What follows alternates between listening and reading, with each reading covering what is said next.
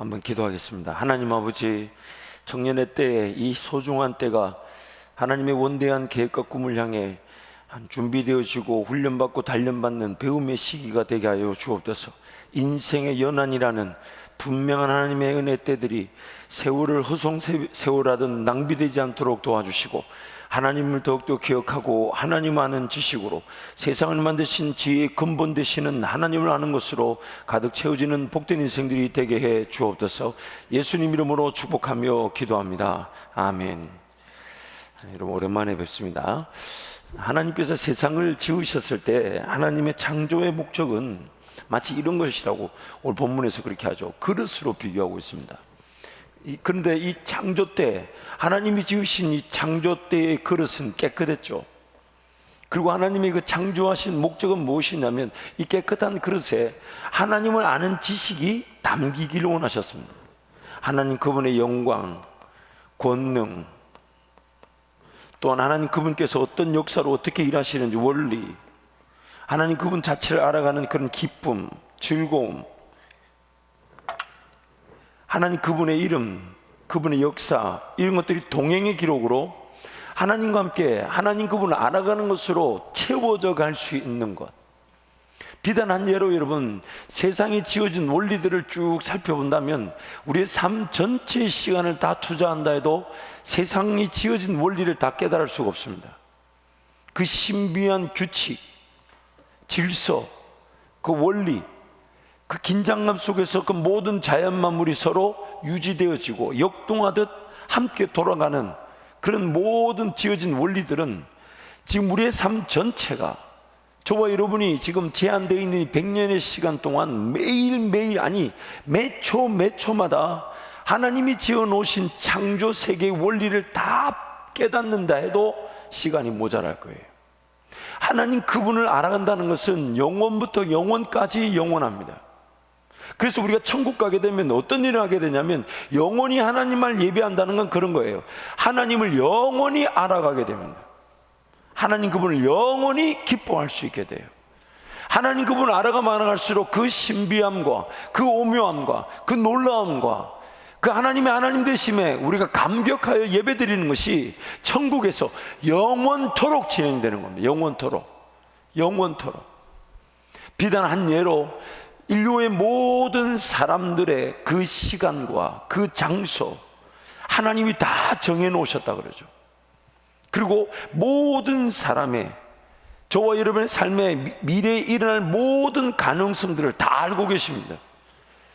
그리고 그 가능성들 중에서 최고의 영광을 받을 길로 우리를 인도하기를 원하시죠. 그래서 우리는 그것을 믿음의 역사, 믿음의 세계라고 부릅니다. 그러므로 지어진 우리는 하나님께서 우리를 이 그릇으로 지어졌을 때 하나님을 끊임없이 알아갈 수 있도록 하나님 그분을 아는 곳으로 채워질 수 있는 것이 바로 창조의 목적이었어요. 그리고 이것이 하나님과의 동행이었고, 세상이 지어진 이 창조의 시작, 우리 삶의 이유였죠. 그러나 안타깝게도 죄를 지음으로, 타락하게 되므로 이런 깨끗한 그릇이 되지 못하게 됐어요. 우리는 모두 다 그릇은 그릇인데 더럽고 추한 것들이 이미 자리 잡았어요. 이것을 욕심이라 그러고, 이것을 정욕이라 그러면, 세상의 어떤 자랑들, 헛된 것들, 하나님을 배우지 않고서도 이미 살아갈 수 있다고 여기는 것들이 우리 안에 태어날 때부터 가득하게 되었어요. 그러다 보니 하나님 그분을 알아갈 수 있도록 비워져야만 했던 그릇이 죄로 말미암아 하나님을 알아갈 수 있는 그릇 안에 온갖 더러운 것들이 가득 차버렸어요. 그래서 하나님 그분을 알아갈 수 있도록 공간이, 예비되어진 공간이 하나도 없어요. 이것을 완전 타락이라고 합니다. 완전 타락, 토탈 디프라비리, 완전 타락. 하나님을 완전히 떠나버렸어요. 하나님 그분과 관계없이 되어버렸어요. 하나님 그분을 알 수 있는 것, 하나님 그분을 경험할 수 있는 것 단 하나도 가치 있는 건 남겨져 있지 않아요. 태어날 때부터, 어머니 뱃속에서부터 우리 모두는 죄인으로 태어났습니다. 그래서 성경은 말하기를 더러워졌다. 하나님 그분과 함께 아무런 관계가 없는 존재가 되어버렸다. 지옥 가는 인생이 되어버렸다. 그래서 오늘 우리가 구원을 받았다는 것은 이러한 상태 가운데서 구원이 무엇을 의미하냐면 하나님 그분이 내 안에 새로운 공간, 이것을 영이라 그러죠. 그리고 성령이 우리 가운데 거하시고 마음의 공간, 이것이 이제 우리 가운데 역사가 일어나기 시작하는 거예요. 이 과정을 가리켜서 우리는 성화의 과정이라고 합니다.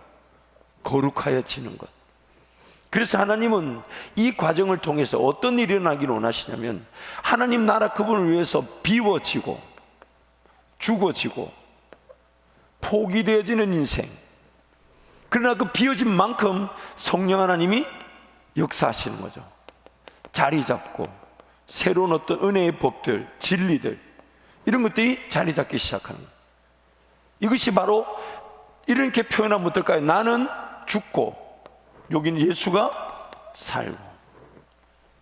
또 이런 표현도 어떨까요? 이런 표현도 나는 뭔가 심었는데 열매를 거두게 되죠. 물론 이 일의 시작은 우리로 말미암아 된 게 아니에요. 우리는 이렇게 능력이 없었어요. 누가 이 일을 시작해 주셨냐면 나를 위해 예수님이 시작해 주신 거예요. 예수님이 죽어주셨고 예수님이 하늘의 밀이 되어 땅에 심겨주시는 바람에 공간이 생겼어요. 그리고 거기에 성령 하나님이 이제 들어와 머물게 되신 거죠. 예수의 하신 일이 성령이라는 열매를 맺게 된 것입니다. 예수께서 나를 위해 죽어주신 것이 성령께서 내 안에 들어와 사시는 은혜가 된 것입니다. 그래서 우리를 가리켜서 뭐라고 얘기하냐면 성전이라고 하는 겁니다. 성령이 머무시는 공간. 이것이 여러분 이 디모데 말씀에서 쭉 살펴보면 또 어떤 말씀이 있냐면 고린도전서 말씀에 보면 이런 말씀입니다. 죽을 것이 생명에게 삼킨 바 되었다. 분명히 이 공간 안에 죽은 것이 가득했는데 그 죽은 곳의 자리에 생명으로 채워지게 된 것이에요. 그래서 이것을 죄와 사망의 법에 지배 가운데 있었던 것이 생명의 성령의 법으로 채워지게 된 것이죠. 우리는 그래서 지금 얼마나 깨끗한가. 그래서 에베소서 말씀에 우리를 향한 구원의 목적이 뭐냐면 거룩하고 뭐가 없다고? 흠이 없도록. 왜냐하면 하나님 앞에 드려져야 될 산제물, 희생제물과 같은 존재가 바로 우리이기 때문에 우리는 살아있는 희생제물, living sacrifice라고 합니다. 살아있는 제물, 죽어 마땅해야 될 제물이 죽지 않고 살아있어. 왜요? 하나님 나를 지으신 창조의 목적이 있지 않습니까? 하나님 나를 지으신 창조의 목적에 따라 그 영광을 받기 위해서 예수가 대신 죽어주시고 나로 하여금 그 죽음을 맛보고 죽음을 짊어지고 살아감으로써 내가 사는 것이 아닌 예수가 살고 내가 하나님께 영광이 되는 삶을 살도록 하기 위해 나는 예수가 대신 죽어지고 나는 살아나게 된 것입니다. 그래서 오늘 우리의 삶은 이런 상태에서 두 개가 우리 그릇, 우리 심령 안에 공존하고 있죠. 여전히 죄와 사망의 법들, 죽여지고 포기되고 버려져야 될 것들이 가득하지만 동시에 성령 하나님과의 동행, 성령 하나님의 어떤 말씀의 법, 진리, 그러나 여전히 우리 가운데 죄와 사망의 법의 이 지배는 여전히 우리가 우리를 죽이려고 하죠. 그래서 이 공존관계에서 우리가 갈등을 느끼는 겁니다. 하나님을 섬긴다 하지만 그 결단하고 다짐한 대로 잘 되지 않아요. 왜 되지 않아요? 그만큼 연약하니까. 그만큼 연약하니까. 어느 것이 더 많은 자리를 차지하고 있는가에 따라서 그 사람의 길이 하나님과의 동행의 그 수준과 가치와 질이 결정되게 됩니다.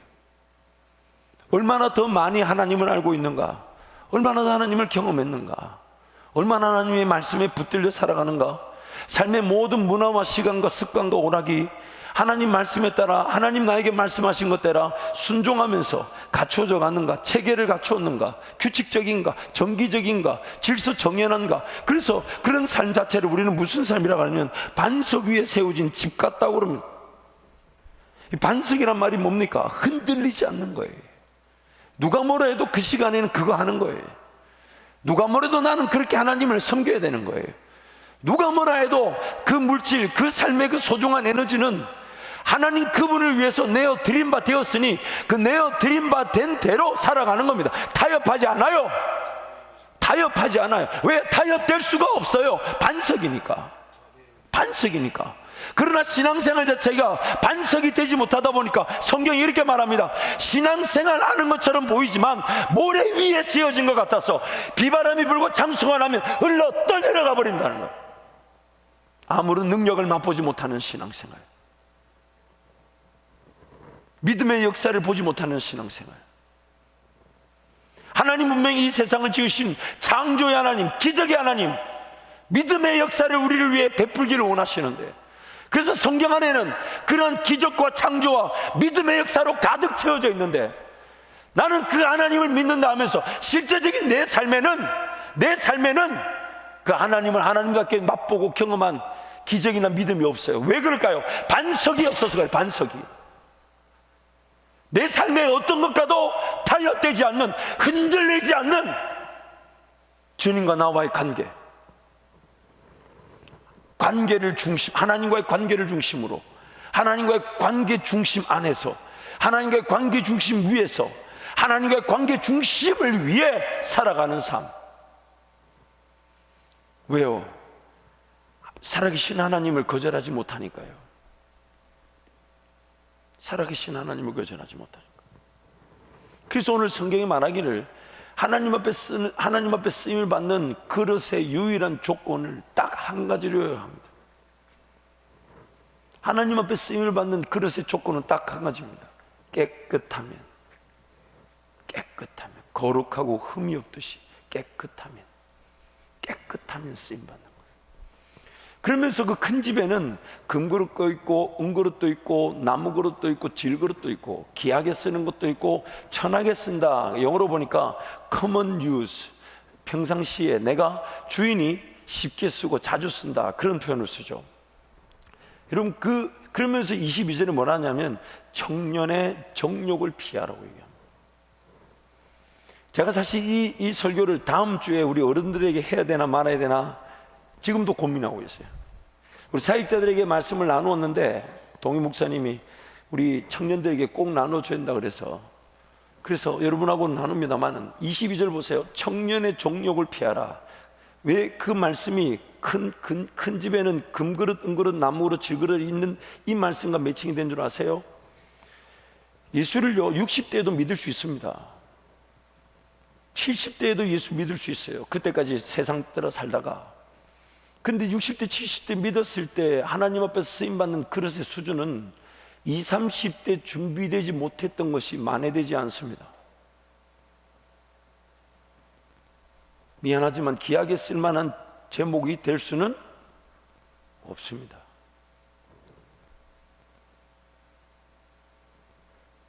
주님의 우리 큰 집에, 하나님의 집에는요 금그릇 있고 은그릇 있고 나무그릇 있고 질그릇이 있어요. 다 주님이 쓰신다 그래요. 귀하게 쓰는 것도 있고 천하게 쓰는 것도 있다 그래요. 다 쓰실 수 있어요. 인생이 60대도 예수 믿고 돌아올 수 있습니다.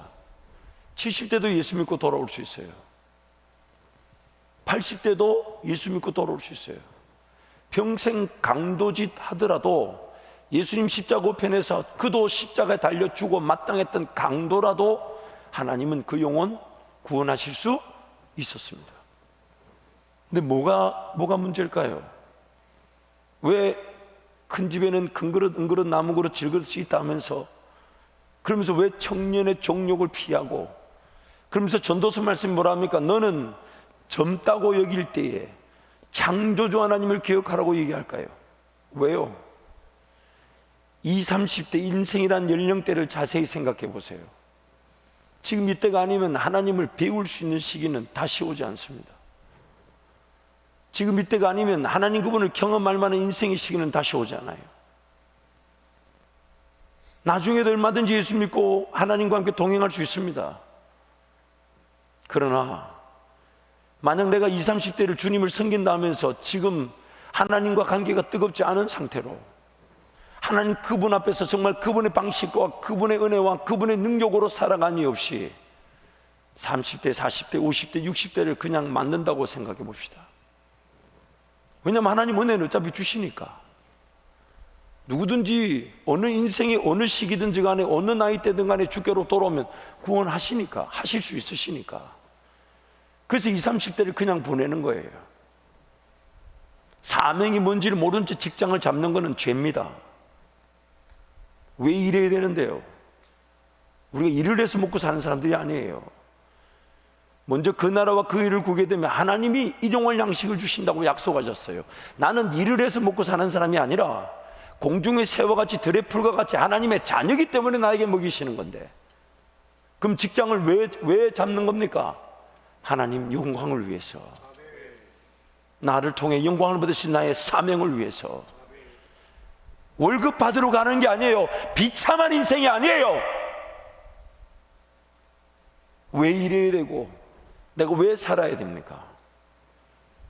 어느 영역에서든지 간에 하나님의 그릇답게 쓰임받는 겁니다.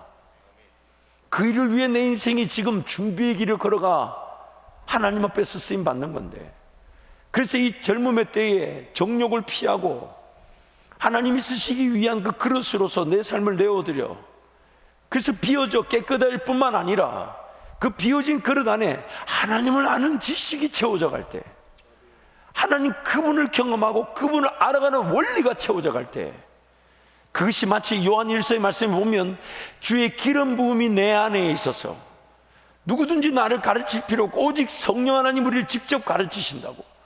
그래서 마치 하나님을 아는 지식은 쌓이면 쌓을수록 마치 장작에 그 기름이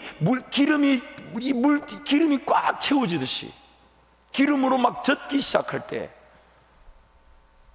나중에 하나님이 성령의 불을 붙이면 나를 태우지 않고 내 노력, 내 행위, 내 정성이 아니라 내 안에 있는 그 성령의 기름 부음이 불이 붙어서 하나님 앞에 쓰임받는 거예요. 그게 인생입니다. 그게 인생입니다. 이게 보이지 않으니까 지금 하고 싶은 거 하는 거거든. 이게 보이지 않으니까 자기 먹고 싶은 거 사서 먹고, 이게 보이지 않으니까 직장을 구하고 혹은 일을 할 때, 사업을 할 때 과연 하나님은 나를 통해 어떤 일을 하기를 원하실까? 그게 궁금해서 그게 목숨을 걸어야 되는데 걸지 않아요. 그냥 정합니다. 하고 싶은 거. 배움의 기회라는 게 분명히 있을 텐데 뭘 배워야 되며, 나는 하나님 나에게 뭘 원하시는지를 물어보고 그 길을 두렵고 떨림으로 걸어가는 것인데, 배우지 않다 보니 결국 내 안에 있는 죄와 사망의 법의 지배를 이기지를 못합니다. 정욕을 이기지 못하고 욕심을 이기지 못하고 끝내는 세월을 보내게 되면 갖추어지지 못한 상태에서 쓰임받지 못합니다. 그래서 기이 쓰는 것과 천이 쓰는 게 있대요. 물론 60대 예수 믿을 수 있고 70대 예수 믿고 주께로 돌아올 수 있죠. 그러면 20, 30대는 뭐하러 사는 겁니까? 뭐하러? 이게 바로 오늘 우리가 두려워해야 될 내용이에요. 여러분의 때, 지금 여러분의 때가 아니면 이 말씀을 제가 죄송하지만 70대 어른들하고 붙잡고 할 수 있겠습니까? 여든 되신 분한테 할 수 있긴 해요. 인생의 날들이 이만큼 소중합니다. 그래서 성경이 뭐라고 하냐면 세월을 아끼라 때가 악하니라. 세월을 아끼라 때가 악하니라. 내 안에 지금 뭐가 제일 답답해야 되냐면, 하나님 그분이 내 삶을 지으셨고 그 하나님 그분이 그분의 목적과 계획에 따라 네 삶을 이 땅에 허락하셨다는 것이 진리라면, 내가 오늘 궁금해야 될 게 뭡니까? 하나님 그분이 나를 지으신 목적, 나를 통해 영광을 받기로 계획하신 일들, 원대한 꿈까지는 아니더라도 지금 당장 하나님 나한테 어느 길을 가기를 원하실지. 그래서 매일 새벽을 깨우는 거예요. 새벽에 자빠져 누워있을 용기가 없는 겁니다. 왜요? 인생이라는 걸 내가 살지 않으면 아무도 나를 위해서 내 인생을 살아주지 않거든. 그래서 새벽에 잠이 안 와. 벌떡벌떡 눈이 떠져야 되는데 잠이 오는 거는 그 죄와 사망의 법이라는 그 힘에 짓눌려 있는 거예요. 여러분 잘 알다시피 주일날 예배를 드리면서 결단하고 다짐하고 집으로 돌아가서 이렇게 해야 되겠지만 됩니까 안 됩니까? 됩니까 안 됩니까? 우리 힘으로 안 돼요. 우리 힘으로 안 돼요. 우리 힘으로 안 돼요. 알면서 안 돼요. 깨달았다고 하는데 안 돼요. 집에 뻔히 가가지고 마우스 클릭하기 바쁘고요, 스마트폰 붙잡고 내 원하는 거 하기 바쁘고, 그러면서 자기도 모르게 하나님 주신 물질과 시간을 청년의 정욕을 피하라고 하는데 정욕을 피하지 않습니다. 그러면서 시간을 보냅니다.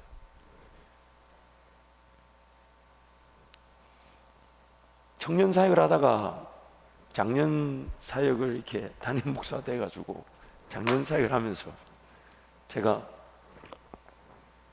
몸부림쳤던 게, 지금도 우리 장년 성도들 만날 때마다 무서워요. 뭐가 무섭냐면 예수를 안 믿고 뭐 이런 거보다 그것도 무서워요. 그것도 무서운데 더 무서운 게 뭐냐면, 하나님 나를 30대 때 불렀는데 그거를 무시하다가 이제 주의 길 걸어가겠다고 60 다 되신 분이, 70 다 되신 분이 저를 찾아와서 사역을 부탁하고 같이 사역하고 싶다고 이럴 때마다 무서워요. 진짜 무서워요. 아니 두려워요. 그래서 이제는 우리 행정 목사님한테 좀 부탁하고 좀 한번 만나셔서 걸러져서 오시면 좋겠다고. 뜨겁게 은혜를 받고 저한테 와서 하는 말이, 목사님 30대 때 하나님 저한테 부르셨는데 그때 뭐 한다고 이렇게 먹고 사는데 바빠가지고 그거 무시했다가 이젠 정말 제대로 걸어가고 싶습니다. 목사님 저한테 기회를 주십시오. 막 가슴이 떨려요. 제가 기대로 떨리는 게 아니라 두려워서 떨려요. 내가 이거 참 어떻게 해야 되나, 내가 어떻게 해야 되나. 그 진짜 기도합니다. 하나님, 저분이 저렇게 쓰임 받고 싶어 하는데 제가 하나님 어떻게 도와줘야 됩니까? 또 그런 분들은요, 제가 뭘 또 부탁하면 그 시킨 건 안 해요. 그런 거 별로 마음에 안 들어요. 막 직접적으로 복음을 전하고 그냥 어떻게든 앞장서서 일할 수 있는 그런 거 아니면 또 안 하려고 그래요. 그래서 두려워요. 그래서 두려워요. 여러분, 시간이 그리 많지 않아요. 이미 여러분 대학생들, 청년들을 잘 알고 있잖아요. 지금 여러분의 실력이 어느 수준인지 알지 않아요? 초등학교 때 혹은 중학교 때 혹은 고등학교 때 좀 더 일찍 하나님 만났어야 되는데 그 하나님 모르고 지내왔다가 하나님이 좀 쓰시려고 해도 뭔가 준비되지 않은 것에 대해서 늘 부끄러운 마음으로 예배하는 게, 그래서 은혜를 구하는 게 우리의 예배 아닙니까? 그렇다면 오늘 본문 말씀처럼 큰 집에는 큰 그릇도 있고 은그릇도 있고, 물론 내가 어떤 그릇으로 쓰임 받을지는 하나님이 아시겠죠. 그러나 귀하게 쓰는 것도 있고 천하게 쓰는 것도 있다 하면서 청년의 정욕을 피하라고 얘기하는 것은 우리 인생이라는 현실을 정확하게 보라는 거예요. 60대 70대 돼서 쓰임 받고 싶다 할 때 10대 때 20대 때 준비되지 않은 것이 만회되지 않더라는 겁니다.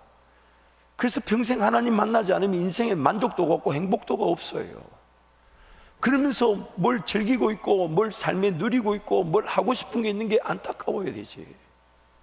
그렇지 않아요. 그러면서 뭘 찍어 바르고 걸고 끼고 색깔 바꾸고 정신 나간 짓 아니냐 이 말이에요. 사람이라면 그 짓을 할 수 있겠냐 이 말이에요. 지금 어디에 내가 초점을 둬야 됩니까? 뭐가 필요합니까? 안 해도 되는 거는 그렇게 목숨 걸고 하고, 해야 되는 거는 전혀 안 하고 있는 그 어리석음이 바로 나의 영적 상태라는 거예요. 그러면서 거울 쳐다보고 얼굴이 크니 작니 이걸 좀 깎아야 되니, 여러분 치우세요. 해도 하는 소리 하지 마세요. 다들 아닌 척하고 있지만 나 여기 몇 명, 허니문으로 다 갔구나. 왜 안 보이네 몇 명? 허니문으로 갔네. 자기 얼굴 바꾸고 싶다고 하는데 몇 명 얘기해가지고 왜 이렇게 웃지도 않고 왜 이러노? 뭐 문제 있네 이거 왜 이러노? 금요일 날도 제가 잠깐 나눴지만, 옛날에 어떤 청년이 군대를 막 제대하고 지금 이 자리에 없어요. 이 자리에 없고 또 지금 그 친구가 뭐 하고 있다고 얘기하면 너무 잘 알기 때문에 말할 수는 없어요. 근데 들어보면 누군지는 아는 사람들은 알아요. 여기 없어. 너가 아니야, 너 아니야. 이제 너 얘기 안 해. 수준 떨어져서 얘기 안 하려고 이제. 하여튼 이 자리에 없는데 그때 탁 제가 2013년 성탄절에 우리 교회 왔어요. 저기서 딱 인사했죠. 제가 우리 가족들하고 인사하고 벌써 7년 됐어요. 이제 우리 교회 7년. 주 예수여 어서 오시옵소서. 어쨌든 이제 2013년 성탄절에 와가지고 그 2013년 마지막 주일날 이제 제가 이제 대학부 이제 섬겼죠. 설교를 딱 마치고 내려왔더니 그 청년이 저를 찾아왔어요. 목사님 만난 하나님을 제가 만나고 싶습니다. 다 이러더라고. 그래서 제가 나중에 이제 지금 뭐 사람 예배 마치고 바쁘니까 나중에 따로 만나자. 만나가지고 물었어요. 그래 그럼 하나님을 아직 못 만났냐? 했더니 못 만났대요. 그 제가 지금은 이제 그런 얘기 안 해요. 지금은 이제 그런 얘기 할 사람이 없어요. 작년들하고 그런 얘기 했다가는 교회를 떠나버리더라고. 그래서 그런 얘기 못 하는데 그때는 저도 모르게 입에서 뭐라고 하냐면 하나님 못 만났으면 지옥 가는 거지. 지옥 가야지. 그러면서 저보고 묻더라고. 어떻게 하면 하나님 만날 수 있냐고. 그래서 제가 또 그렇게 성격이 뭐 다정다감한 편은 아니잖아요. 그렇죠? 아니잖아요. 동호 그게 어깨를 펼 일이야 지금. 내 지금 이 얘기에. 어쨌든 제가 그랬어요. 어떻게 하면 목사님처럼 하나님 만날 수 있냐고 묻길래 제가 딱 한마디 해줬죠. 나도 모르지. 내가 무슨 쪽집게도 아니고 뭐 이렇게 할 것도 아니고 오직 하나님 은혜로 가능한 것이지. 그러면서 이런 게 기도가 안 된다는 거예요. 그래서 제가 물었어요. 하나님을 잘 모르고 경험하지 못했다 해도 기도를 안 할 수 없다. 왜냐하면 세상이 지어진 것을 볼 때 하나님이 세상을 지었다는 사실을 부인하지 못하고 내가 태어날 때, 우리 모두가 태어날 때 제 가운데 태어난다는 것이 분명한 진리고 또한 삶이 사라져야 되는데 전혀 예측할 수 없는 삶이 내 눈앞에 펼쳐지고 있고 무엇보다도 2000년 전에 예수님이 역사적 인물로 역사적 사건으로 이 땅에 십자가 지고 죽으셨고 부활하셨다는 것이 사실이고 진리라면 내가 하나님이 안 느껴지는 것이 불편한 일이지. 그래서 우리는 하나님을 경험하지 않았거나 하나님을 제대로 만나지 못했다 할지라도 기도할 이유는 너무너무 많습니다.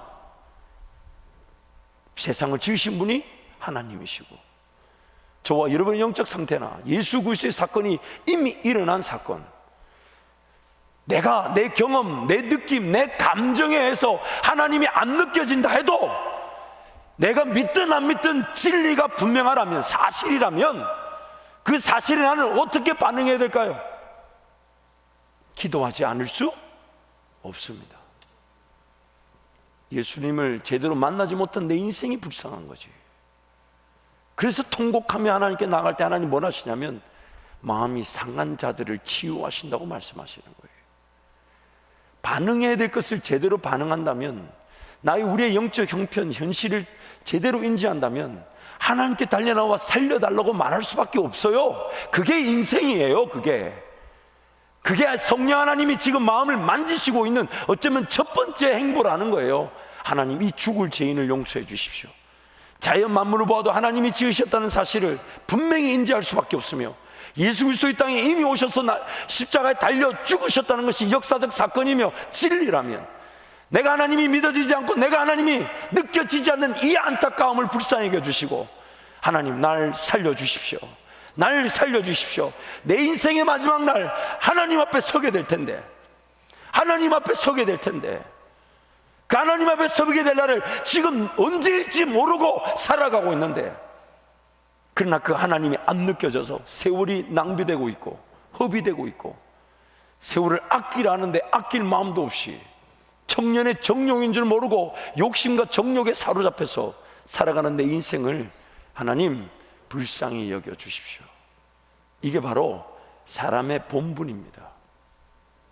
사람이 지음을 받은 자로서 마땅히 지켜야 될 책임인 거예요.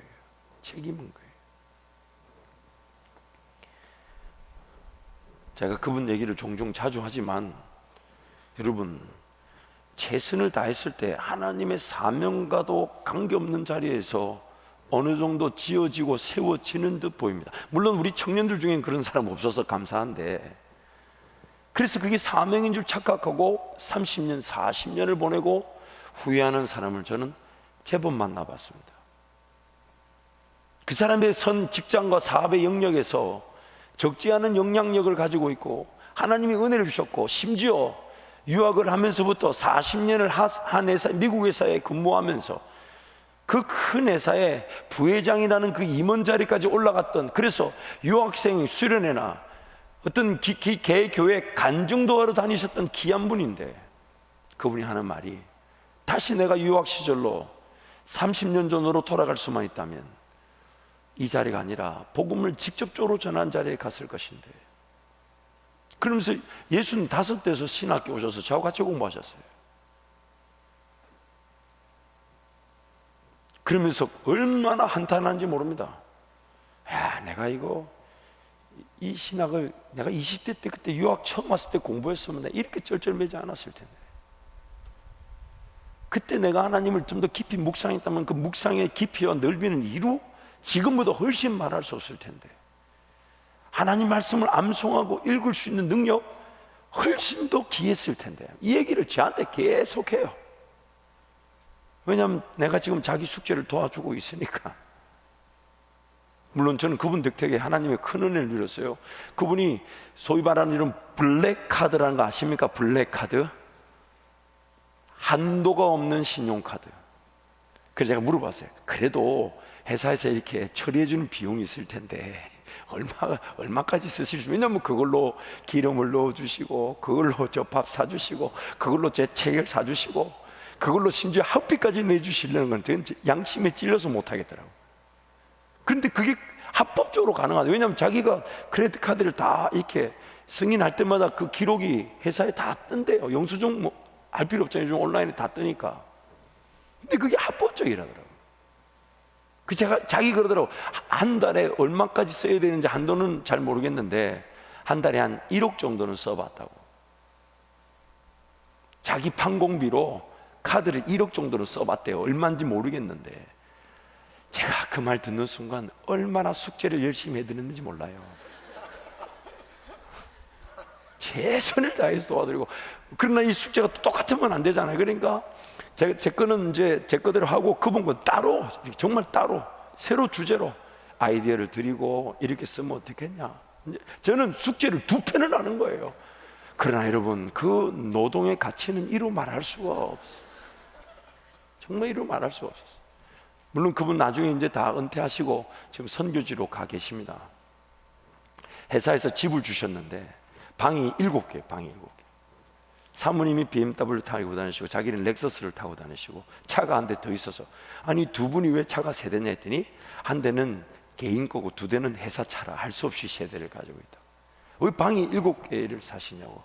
회사에서 여기 무조건 사다 놔서 쓰라고 해서 할 수 없이 쓰고 있다. 나중에 이제 선교지 갈 때 회사에서 그 집을 그 은퇴 옵션으로 그분한테 줬죠. 그래서 그걸 다 정리하셔서 지금 선교지 가 계십니다. 물론 최근까지 좀 몸이 좀 안 좋으셔서 미국에 다시 들어와 있다고 제가 듣긴 했는데, 저한테 그러셨어요. 이 길이 최선인 줄 알았어요. 근데 하나님의 그 계획과 하나님의 인도하심을 묻지 않고 선택하고, 그래도 하나님이 그 선택한 자리에서 도우셨지만 40년이라는 시간을 이렇게 보낼 게 아니라 정말 주님을 직접적으로 전하고 주님을 알아가는 일에, 그래서 허락하신 직업이든 허락하시든 사업이든 허락하시든 사명이든 하나님 그분과 함께 동행하며 걸어갔어야 되는데, 그걸 모르고 그걸 무작정 정해놓고 청년의 정욕 이런 건 그분하고 어울리지 않아요. 서울대를 나오셨고 대학원을 미국에서 석사 박사를 유학하시면서 새벽 기도를 빠지신 적이 없대요. 그런데도 불구하고 그 인생길 뒤돌아보면서 자기의 길이 더 좋은 영광의 길이 있었는데 그거를 묻지 않고 그런 곳에 대해서 안타까워하시면서 늦게 신학을 하셨습니다. 그 저한테 묻더라고요. 도대체 전사님한테는 누가 이 대학교 때부터 이 신학을 하라고 이렇게 얘기해 주냐고. 제가 그때 대답을 못해서, 왜 대답을 못했냐면 누가 얘기해서 해준 게 아니라 그것 말고 할 게 없었어요. 실력이 안 돼가지고. 그래서 그때 제가 미국 유학 가자마자 이빨 꽉 깨물었어요. 하나님, 제가 여기서 영어로 수업할 게 아니면 유학을 왜 왔겠습니까? 영어로도 수업을 하지 않고 한국말로 살아가는 이민자들이 너무 많더라고.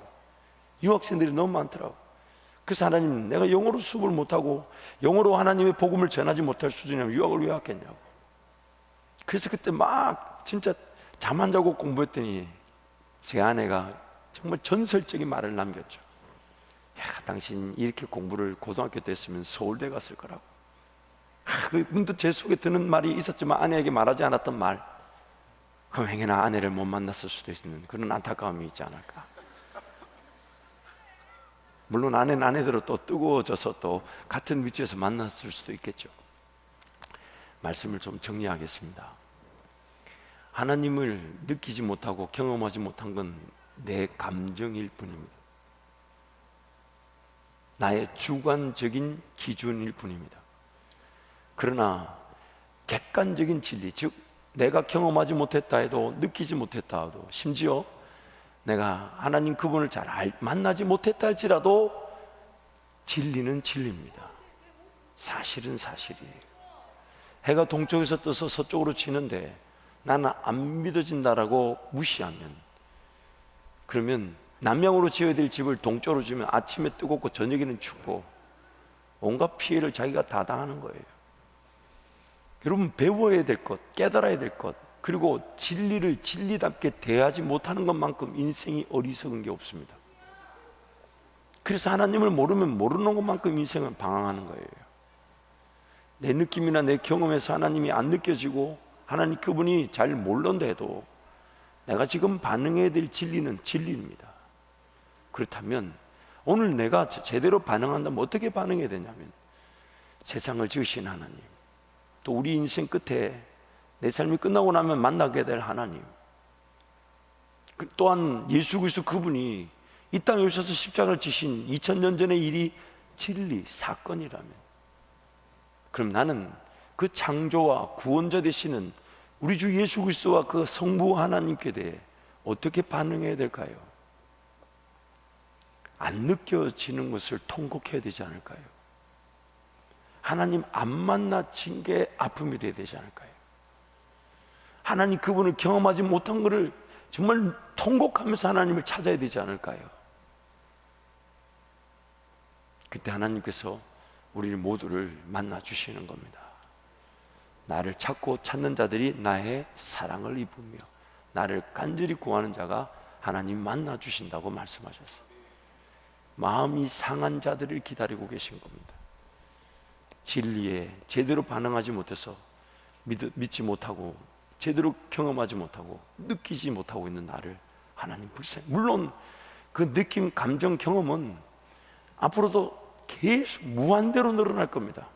천국 가면 그 느낌, 감정, 경험은 영원까지 경험하게 되고 느껴지게 될 겁니다. 하나님을 알아가는 것은요, 영원까지 무궁합니다. 그래서 영원의 시간 동안 천국에서 하나님을 예배할 수 있는 거예요. 그 멍하니 이렇게 누웠다가 일났다 누웠다 이게 아니고, 거기는 잠도 없어요. 먹고 마시고 입는 것도 없어요.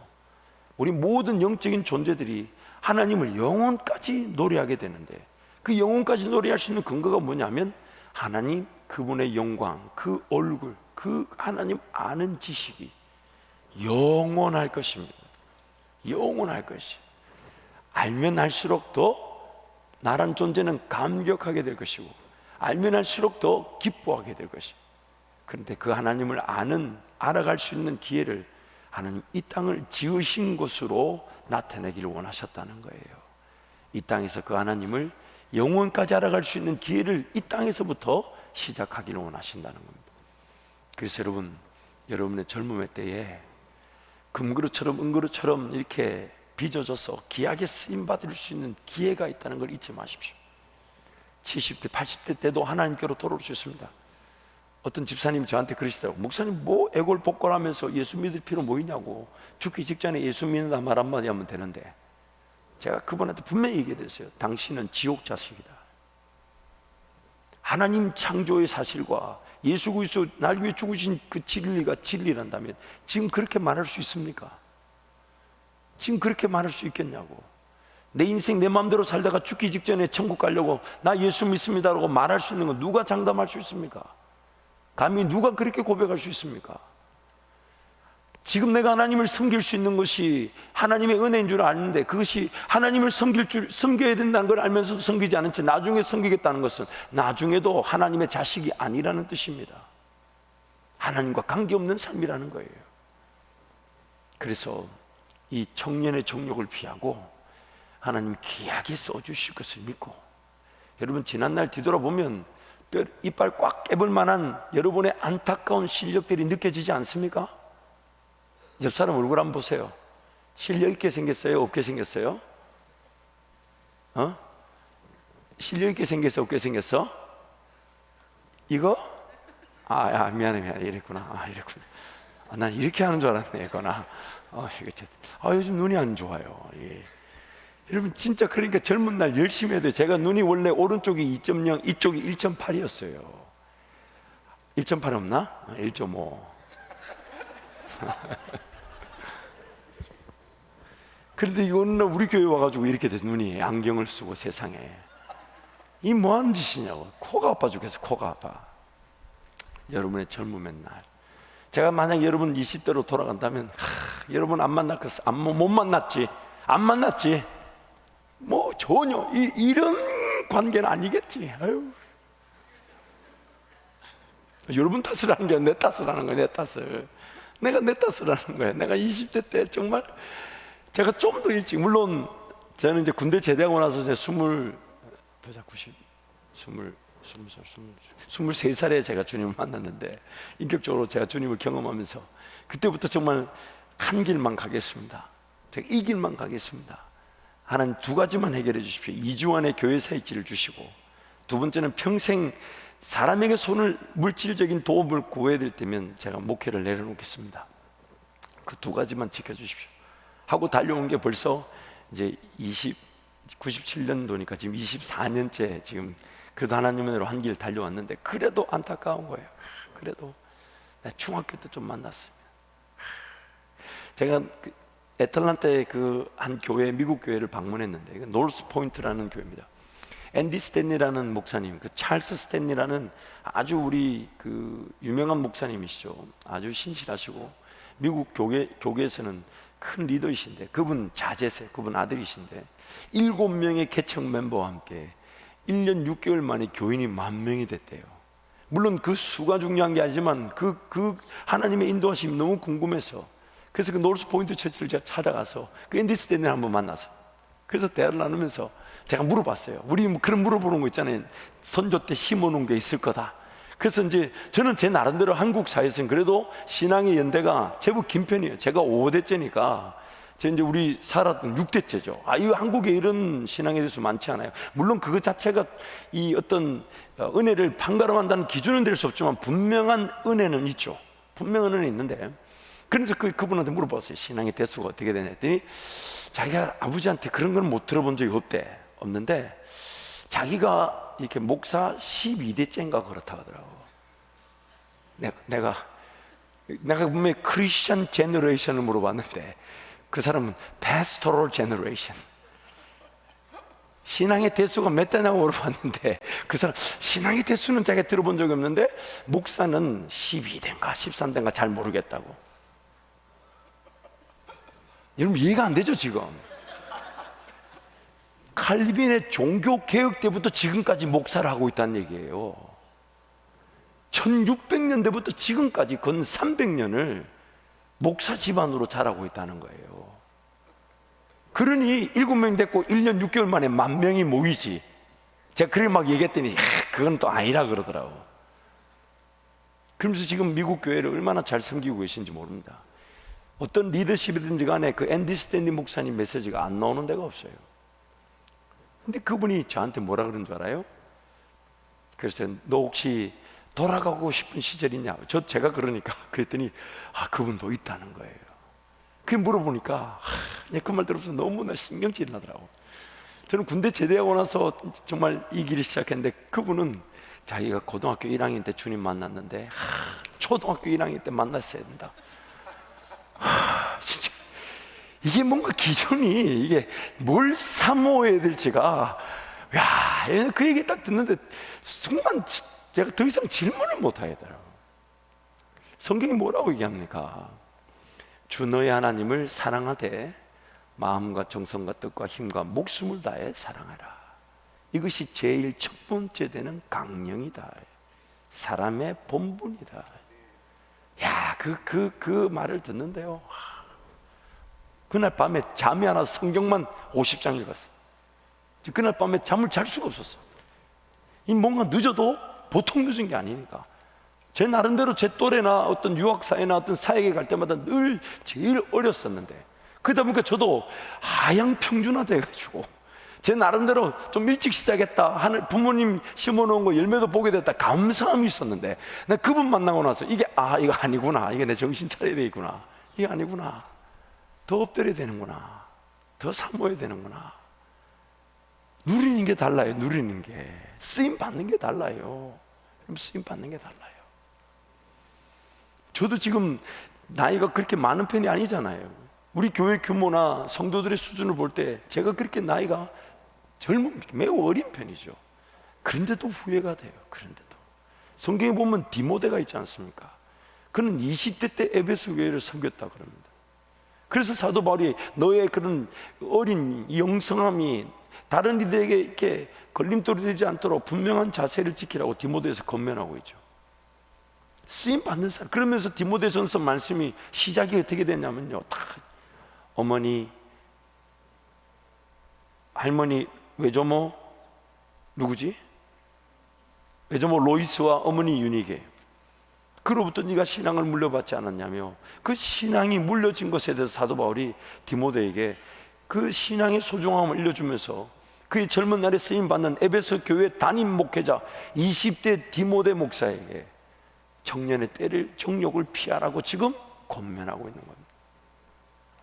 오늘 하나님이 저와 여러분도 그렇게 권면하시는 거예요. 그런 거룩한 욕심이 있으면 좋겠어요.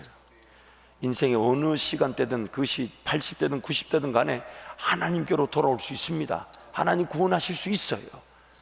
그러나 20, 30대 하나님을 배우고 알아가며 준비되지 못한 것들이 8, 90대에 보완되지 않아요. 그때부터 시작될 수가 없습니다. 그러므로 여러분, 이 시기 때 여러분 20살 대학교 1학년 손 들어봐요. 대학교 1학년 손 바짝 들어봐, 바짝 들어봐, 바짝 들어봐. 여러분이 만약 하루에 2시간씩 기도하면 일단 여기 있는 청년들은 다 제낀 거예요. 하루 2시간씩 성경 읽고 하루 2시간, 저기 4시간 영적인 생활 집중하면 여기 있는 사역자뿐만 아니라 목사까지 다 이긴 거야. 다 이긴 거야. 아니, 뭔가 이렇게 제압하라는 게 아니라 하나님이 써주시는 미래의 가치가 다르다는 거예요. 미래 가치가. 요셉은 17살에 꿈을 꿨잖아요. 13년이 지난 30살에 국무총리가 되었습니다. 하루라도 일찍 하나님 손에 붙들리는 게 인생의 최고의 은혜입니다.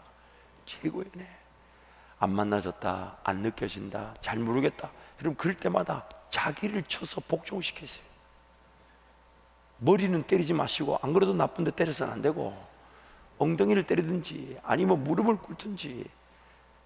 어떤 그 전도사님이, 제가 기도원에 가서 딱딱한 바닥이 그냥 방석이 옆에 있는데 딱딱한 바닥에 그냥 무릎 꿇고 계시길래 전도사님 방석 쓰시랬더니 방석을 팍 던지면서 나 같은 거는 방석을 쓸 자격이 없다면서. 난 지금 2개 깔고 있는데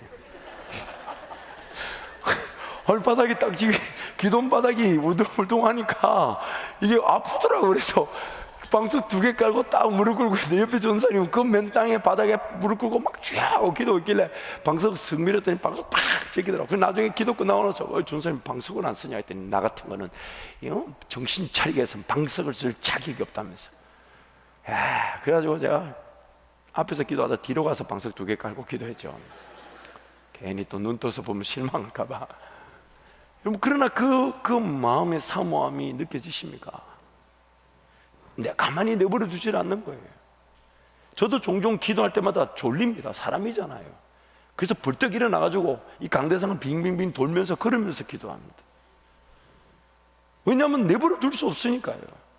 하나님 만나러 왔는데 거기서 졸고 있고, 하나님 만나러 왔는데 거기서 딴짓하고 있고, 하나님 만나러 왔는데 그 누군가는 지금 예배드리고 있는데 누군가는 그 뒤에 앉아서 하나님이 안 느껴진다고 자기 할 거라고 있다면 그만큼 불행한 인간이 어디 있습니까? 어디 있습니까? 이 젊은 날 부탁입니다. 다음 주에 내가 이렇게 설교를 할 수 있을까요? 없을까요? 하고 싶어요. 하고 싶어요. 정말 하고 싶어요. 그러나 쉽지 않아요. 쉽지 않아요. 은그릇 나무 그릇 질그릇 얘기를 못합니다. 괜히 낙담하고, 그거 아까 얘기했잖아요. 무섭다고. 거기서 또 도전 받아가지고 저한테 찾아와서 써달라 그러면 이게 고민이에요. 왜요? 지금 뭐 마음만 가지고 되는 일이 아니잖아요. 지금 배움의 길이라는 게 있고, 훈련의 길이라는 게 있고, 단련의 길이라는 게 있고, 빚어짐이라는 시간이 있으며, 또한 깨끗해져야 되는데, 지금 내가 말씀의 은혜를 받고 쓰임 받게도 덤벼 들어가지고, 그저 어떻게 그분을 어떻게 세워드립니까? 어제까지 그렇게 자기 마음대로 살다가 오늘 말씀 듣고 뜨거워져서 쓰임 받고 싶다고 덤벼 들면 내가 어떻게 그분한테 기회를 드립니까? 어떻게 해요? 세워지는 순간 그 사람과 함께 있는 모든 일이 다 무너지는 거예요. 여러분 잊지 마세요. 하나님이 기회를 안 주시는 게 아니에요. 못 주시는 거예요. 수치를 당할까 봐. 수치를 당할까 봐. 좋은 직장 혹은 좋은 대학, 어떤 길이든 다 가고 싶죠. 기회가 없는 게 아니에요. 하나님 나를 살리시기 위해 그 기회를 안 주시는 거예요. 실력도 없는데 그 자리에서 말도 한마디 못하고 대화도 한마디 못하면서 그 자리에 떡 서 있다고 생각해 보세요. 그만큼 큰 수치가 없습니다. 그래서 오늘 우리 삶의 목적은 깨끗해져 가는 것. 깨끗해져 가는 것. 아무도 아멘을 안 하고, 설교를 지금 빨리 마치려고 저는 마음을 먹고 올라왔는데 그래도 아멘을 안 하고, 이게 참 오래간만에 올라와서 그런가 호흡이 안 맞네. 훈련을 시켜라. 훈련을. 니만 하지 말고 말씀을 마무리한다고 또 말씀을 마무리한다고 얘기해. 같이 한번 통성으로 기도할까요? 아까 말씀 우리 찬양을 찬양하니까 주 선한 능력으로 안으시네. 우리 가사도 한번 들려주시고, 우리 4층에도 다음부터는 아래에 자리가 넉넉합니다. 그 4층에 누가 왔는지 식별도 안 될 만큼. 근데 두 사람은 알겠네. 저 지인이하고 은주. 둘이는 알겠는데 나머지는 마스크, 저기 지은이도 있네. 저 성민이하고. 그러고 보니까 다 알겠네. 다음부터는 이렇게 내려오셔서 은혜 받으시기를 축복합니다. 강대상에서 멀면 멀수록 지옥과 가까울 수가 있어요. 아니 농담이 아니에요. 앞에서 예배드리는 그 분위기가 달라요. 이게 그러니까 강대상에서 멀면 멀수록 이게 신앙의 어떤 그런 정도가 되어서는 안 되지만, 그러나 지옥과 가까울 수는 있어요. 4층은 거의 지옥 문턱에 가깝다고 해요. 뒤로 그냥 누웠다 그러면 빠집니다. 조심하. 아니 뭐 가면서 농담인데 또 농담 아닌 것처럼 또 생각할 사람도 있을지 모르겠네. 그래서 여러분 가능하면 밑에 아직 자리가 좀 여유가 있으니까 그렇게 우리 찬양하고 같이 한번 기도하면 좋겠습니다.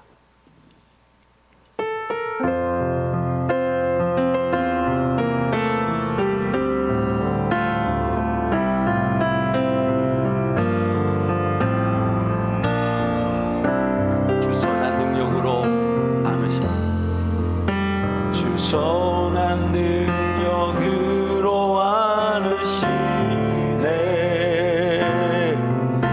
그 크신 팔로 날 붙들어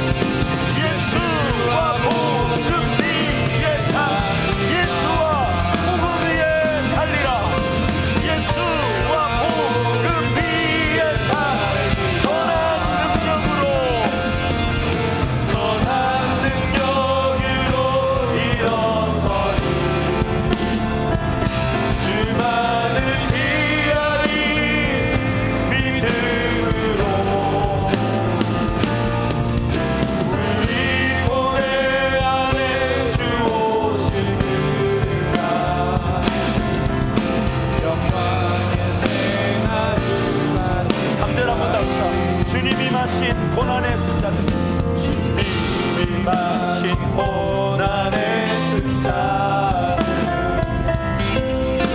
우리도 감사하며 받으리. 주님의 남은 고난을, 주님의 남은 고난 채워 예수와 복음 위에 살리라. 예수와 복음 위에 살 선한 능력으로 일어서리. 선한 능력으로 일어서리. 주만을 지하리 믿음으로 우리 고뇌 안에 주로 쓰라. 영광의 새날을 맞아 선한 능력으로 일어서리. 선한 능력으로 일어서리. 주만을 지하리 믿음으로 우리 고뇌 안에 주 오시나. 영광의 새날을 맞이하리. 이제 한번 동성으로 기도하겠습니다. 여러분, 기도할 때에 오늘 청년의 이 날, 그래도 이 시간 이렇게 예배하며 하나님을 기억할 수 있다는 거 엄청난 은혜입니다. 세상에 여러 많은 사람들이 있지만 그 중에 나를 택하시고 이 20대 때 30대 때에 하나님 그분의 은혜면 충분한 줄 알아 예배 자리로 달려나왔다는 거, 이거 역시 하나님의 은혜인데 하나님, 20대 30대 때에 청년의 정욕을 피하고 주님이 귀하게 쓰실 수 있는 그 그릇 되도록 하나님 그 깨끗함을 사모하며 추구하며 하나님 앞에 내 삶을 내어드리게 하여 주옵소서. 하나님의 법과 질서에 통독하게 하여 주시고 정통하게 하여 주시고 하나님 앞에 무릎을 꿇고 기도함으로 하나님 나에게 말씀해 주실 때까지, 하나님 앞서 걸어가실 때까지, 하나님이 선택할 수 있도록 도우실 때까지, 하나님이 결정할 수 있도록 지혜를 베풀어 주실 때까지 기도의 자리에서 떠나지 않는, 그래서 그 날마다 새벽을 깨우며 매 순간 기도의 자리 정기적으로 체계적으로 규칙적으로 질서를 갖추고 주님과의 관계를 쌓는 반석 위에 놓여진 그리스도인의 삶, 반석 위에와 같은 하나님과의 관계의 삶이 되게 달라고 주님 찾고 함께 기도합니다. 주여, 주여, 주여. 아버지 하나님, 이 젊은 날이 하나님 나라 영광의 기회가 되가 귀하게 써주실 그 날을 위하여 하나님 삶을 내어드리고 맡겨드리게 하여 주십시오. 주여, 주여. 하나님 아버지, 하나님 이 젊은 날 여호와 하나님을 기억하고 창조주 하나님을 기억하고 하나님께로 달려나가 하나님의 은혜를 구하며 하나님과의 관계를 중심으로 하나님과의 관계의 중심부에서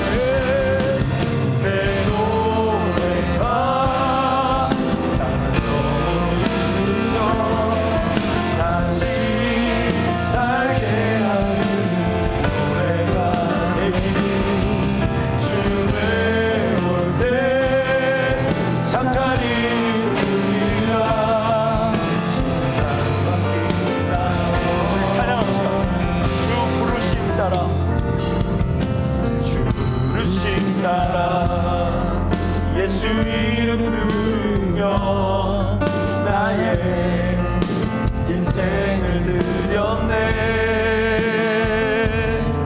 사람들이해 못하고 결과 어떠하든지 주만 따라가길 원했네.